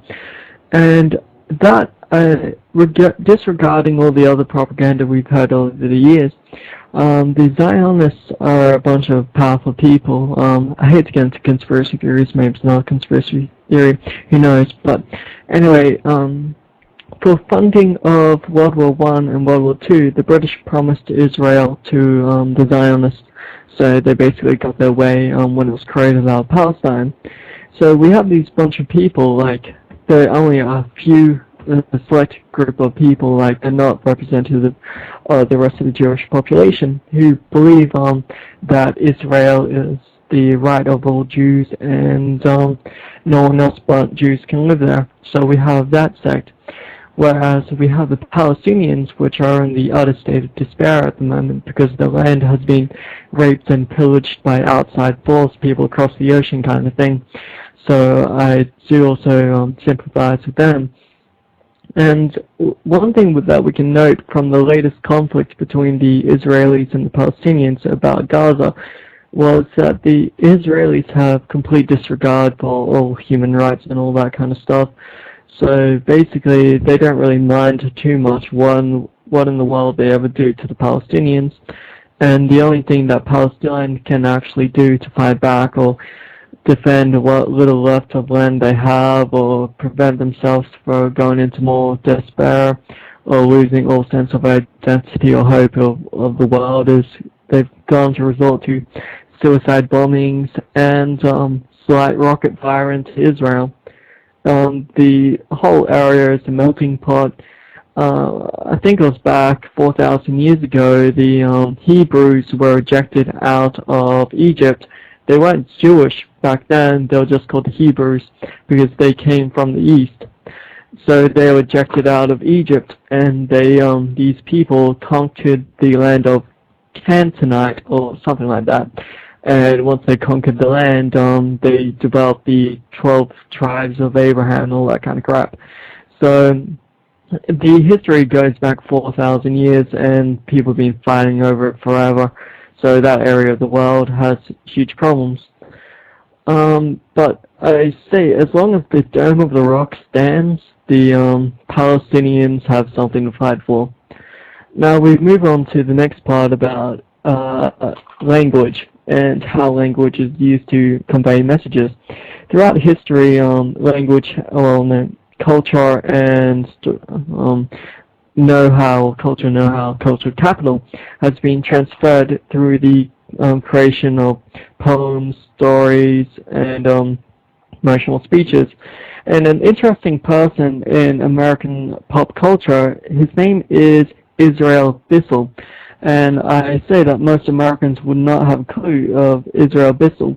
He was the man who rode 300 kilometers to warn the American colonies of the impending British imperialist invasion.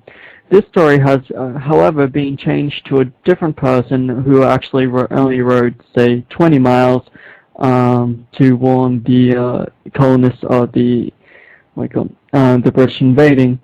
So basically, language and stories and culture, well, the Israel Bissell mess up with the other guy was created to invoke patriotism and stuff like that during the American Civil War. So we can see that using stories and emotional language, in that side of the example, provokes patriotism. Basically, there's a huge gap in the world, as BTV was just talking about from the book, about the misunderstanding between people.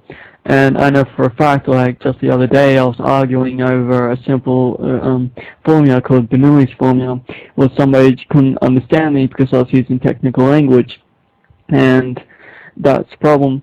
Our current media has done a very good job at skewing the language that people use to effectively communicate with each other. And it's more biased to impressions and emotions that people use to communicate with each other. This may be an effective tool for communication 100,000 years ago, but the times have changed and there's a need to evolve. The media also has put people for a fear of technical language and fear of mathematics, stuff like that. The involvement of language of science is a very good way to move, and that's basically all I have to say. Okay, Gregory, you still with us? I'm still here. That was a mouthful. Well, please comment on the nature of language and its inefficiencies. Yeah, I've been sitting here listening, and so, you guys are so right. I mean, the language has gotten so skewed, and of course, going back to all these people that fight over land, and if you were to do the simplest thing, there are a couple of things. Grab a piece of paper, draw a line down the middle. On the left side, you have all the things we have in common. On the right side, you have all the things that are different. I would be willing to bet the list on the left side is going to be so much longer. And you know what, Jock can then touch on that. We need to quit focusing on our petty differences and start looking at what we all have in common. And you know what's funny, if I may, think about it in this way, okay? Go to a playground and watch young children playing, okay? And just watch them for a little while. Do you think they care if the other kids they're playing with are black or white or green or purple or yellow, or what religion they believe in, or all they care about is having fun and swinging and sliding, and they all have that in common. That's such a simple way of looking at things. How sad that we don't, instead of learning from our children, that we turn it the other way around and teach them how to be like us. It's so backwards. It just amazes me sometimes. And that's the concept. If you don't mind, I want to comment a little bit. Is one of the things. No, that jump Jacques in. points out. I actually got to get up. I'll be back in 30 seconds. So go ahead. Okay. Well, one of the things that Jacques talks about is that the only time that those children are not going to play together is if they've been taught by the adults that there's something wrong with it. That's when they're suddenly going to have a problem. Okay. Basically, that's when you're going to run into an issue where these kids are not going to be able to play together, and then they're going to be taught not to communicate. That's really, I know it's a difficult thing to wrap your head around, but what Jacques is trying to point out is that he feels that even our language, our means of even communicating with one another, is so inefficient. And when you think about it, it's actually very fortunate that I have a bunch of English-speaking panelists today, considering the fact that they come from all over the world. Thanks to the internet, we can have these people on the same radio show. But we're lucky that our for example, all of the rest of our panelists tonight happen to be from English-speaking countries. But we're lucky that we have somebody from the Netherlands. What's the native language where you come from? Dark Dancer. It's Dutch, but even though English is a very dominant language here as well. Even in the business culture, we use English as well. Basically, most of the Dutch people speak English very fluent, but in a live conversation, it becomes difficult to speak very fast, but nevertheless, it's very fluent as well. And there's also just the issues, like when I said English speaking, it occurred to me that I'm like, well, the English that's spoken in Ireland and the English that's spoken in England and the English that's spoken in Australia, there are a lot of subtle differences. Like, I learned this on my trip to Ireland, that when the gentleman offered to put the suitcases in the boot, I was like, what? I'm like, oh yeah, wait a minute, I read about that. You guys call the boot the trunk of your car. He's like, yep, that's what it means. I remember talking to a girl from England, and I showed her my picture because she wanted to see it, and she says, oh, you're fit. I'm not exactly fit by American standards. I'm actually a little overweight. And I looked at myself, I was like, fit? What do you mean? She's like, oh, that's right, you're American, you wouldn't understand. I was like, basically, I said you're sexy. So the differences that we create in our language are so complicated. In many cases, for example, when you learn other languages, like Japanese, Hawaiian, there's so much in your meaning that comes entirely from how you pronounce something. Like right. Aloha has like 6 different meanings in Hawaiian, all depending on how you said it. Japanese is the same way. Your inflections can entirely change the meaning of something. Not to mention the taboos. If you don't say san at the end of everything you're saying to somebody, you're essentially dishonoring them, meaning as far as their name. These are the kinds of things that develop in our individual cultures, and then we need a universal language that we can use to speak to one another so that we don't have to go through all of this. Esperanto. And shouldn't that universal language be science? To me, that's the most logical, Another example. Well, that is certainly what he's hinting at. One of the smallest words in the English language, it, I-T, it. When you were little, if you were going to get it, that was bad. But when you grow up, getting it ain't all that bad. Same word, look how it's been skewed. So, right. Like I said, the language of science. There's a great movie called Contact with Jodie Foster, if you've ever seen it. And it was ironic that everybody tried to interpret these signals coming down from space in their own language to be negative and catastrophic and all these other things. And all she wanted to do was interpret them in the language with which they were written, which is science. That makes them benign. That doesn't leave much open for interpretation.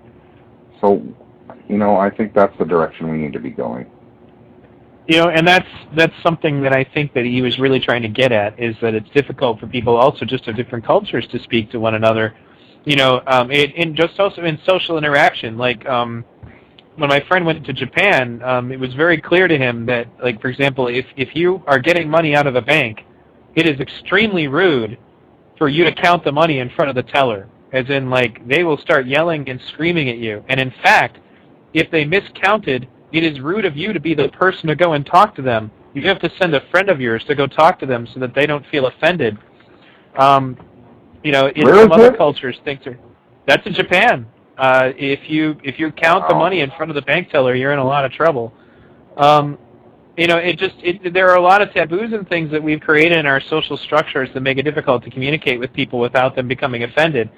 Particularly when you're trying to translate something into their own language, you know, then you got to depend on the person in question truly understanding you before they can translate it into something else. You know, that's actually why one of our listeners previously wants, her name was Juanita, she wants to translate Zeitgeist Addendum into Spanish, but she doesn't just want to have subtitles, she wants to actually dub over and have an audio track in Spanish so that the people can hear it in her native language, because just letting them watch it with subtitles in many cases is not enough. It doesn't convey the meaning. This is kind of what he's getting at, is that if we don't have these common languages, and as you said, science would be great, you know, if we could do it that way, and as you said, you know, to make it so that it can't be open to interpretation. You talk about the media. You know, talk about a group of people who specialize in making communication ineffective. You know, listen to the different ways that they stretch the way people say things. You know, like, or they'll take something out of context and they'll run a marathon with it. You know, you see this on our forums, and these are all people speaking the same language. You know, in theory. You know, but you know, they end up like just going off the deep end. You know, it's like they want to move to a different direction with it every time. And that's why it's necessary for us to look into having this common language and common understanding, because in many cases, it goes beyond language. It's also about culture. But you know, like, you know, for example, if you just were reading out of a book trying to translate to Japanese and you didn't know the tradition of saying the word "san" after somebody's name, you might accidentally offend that Japanese person, and you know, through no intention of your own. You know, so. That's basically, I think, what he was trying to get at in this chapter. We're now down to the last 10 minutes of the show, so rather than read some more, I'm going to leave my bookmark where we're at, and I wanted to open the floor to a further conversation. And are you going to take any callers or questions? You know, I've been watching the switchboard, and I don't think anybody has been calling. Okay. I'm going to look again. If anybody wants to call in and have a question answered, now would be the time. The phone number is 347-945-7747. That's 347-945-7747. Anyway, in any case, while we're waiting for callers, in the event that there aren't any, I want to thank all of you for coming on the show. I know that all of you are in different time zones. It's actually amazing that we can come together and have this exchange of ideas. That's actually another important part that I would point out that was in that chapter. And this all goes back to the ad hominem concept that I bring up all the time. It's that people have an egotistical vested interest in their opinion, and they don't want to change it because then they'll feel like they're inferior somehow. And this totally hinders learning.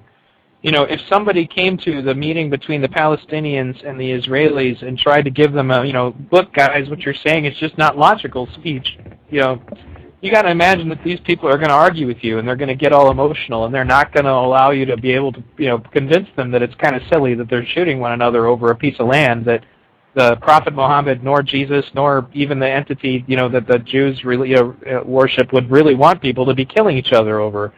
But you know, that's all lost in the shuffle. That's an example, really. You know, the fact that Nikola Tesla, I believe it was, and Edison refused to, you know, collect the Nobel Peace Prize together because they wouldn't get on stage together.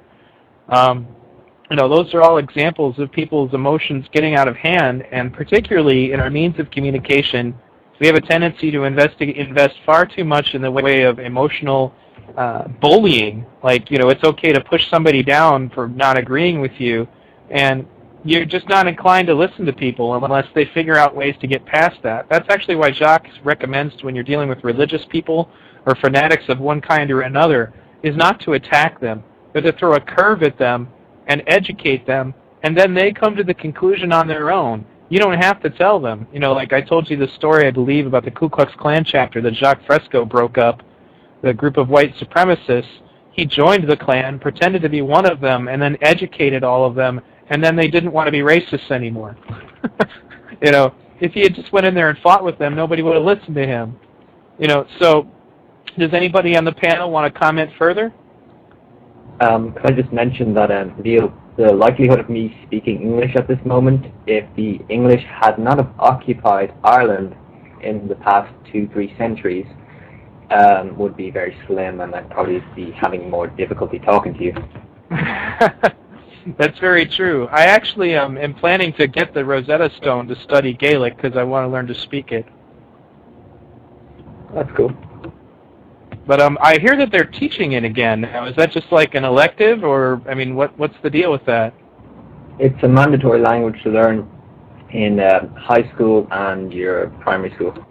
Oh, excellent. Is it being spoken effectively, or is it just like, I mean, in the United States we have alternate language classes, but you never really get much out of it. Well, you have to do Gaelic up until you reach high school, and at that point you can choose like another language, but you still have to stick with Irish unless you have some form of dyslexia, or you're exempt from it then. Or if you're from like Africa or America or some other foreign nation where they don't speak it or haven't spoken it, because at that age, if you don't know it then, it'll be harder for you to pick it up. Now, to our colleague from the Netherlands, how is language taught in your country? I mean, obviously you speak English. How did that happen? Well, basically, to start with, I taught English to myself, which is kind of a embarrassing story because I used to watch cartoons all the time when I was younger. Yeah. So yeah, I basically self-taught myself in the basics of English, but as for the formal part of it, we do get taught English at school. I believe that with the basic schoolers, I don't know how you call this in English, but the first school you go to here is what I call basic school. I believe they teach it from the years 10 to 12 right now. And when you go to high school, the education gets more sophisticated. You get a lot of English, and it's basically a main focus. Even some parts of education are being given in English except of Dutch here. So they're slowly trying to focus more on the English language than our own language itself, which is quite remarkable. Well, yeah, some people would say that's New World Order propaganda in the making. What are the language classes like in Australia? Really depends what school you go to. Many schools just offer the two languages, which is French or Japanese. I have no idea why Japanese or French, but that's basically it. Many other schools, depending on the amount of kids at the school or something like that, offer, say, Indonesian or German or Mandarin. And I guess basically the large languages get taught. I know when I was in high school I chose Japanese because basically I already had quite a slight coherent grasp of it based off watching cartoons when I was a kid. That's odd similarities. That's how language is taught. Though the teaching of the English language in school needs to be improved. Well, no, absolutely, I totally get that. And actually, one of my listeners wanted to comment, hey, most of us Americans learn English from cartoons. Which is more or less true.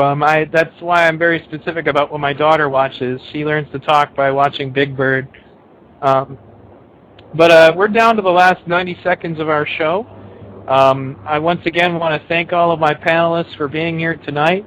And I hope to do this show again in the future. It is my eventual intention to have the entire book in audio format so that people can read it. And I will encourage people, if you're interested in furthering these conversations, please don't hesitate to come to the Zeitgeist Movement Ventrilo server. You can find that information right now. Somebody has it posted in the chat. and you can also find it on the Zeitgeist forums. For those of you who are new listeners and don't know what I'm talking about, go to Google search the Zeitgeist movement, and you can enter whatever forum of whatever language you wish. Thanks again to everybody. I hope everybody had a good time listening to me drone on while reading. I hope I managed to keep it interesting. Thank you. Thank you. Yeah, thank you, man. Yep. No problem. Appreciate you having us on. That's no problem. You guys are helping me out too, because it takes a lot of pressure off of me. But anyway, thanks again for participating in this edition of V Radio. And I look forward to our next episode, and perhaps, down the road, I know that they're working on actually putting together a network for the Venus Project, and I've been asked to be part of that project as well, so we will see what comes of that. Good night, everybody, and the archive of this show will be available. I will post the link in the thread. There is a sticky thread in the Venus Project section for this show called V Radio, a new voice for the Venus Project. Good night, everyone.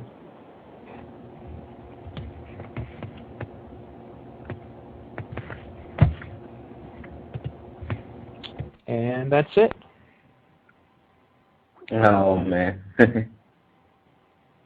That was alright. Yeah. It was okay. My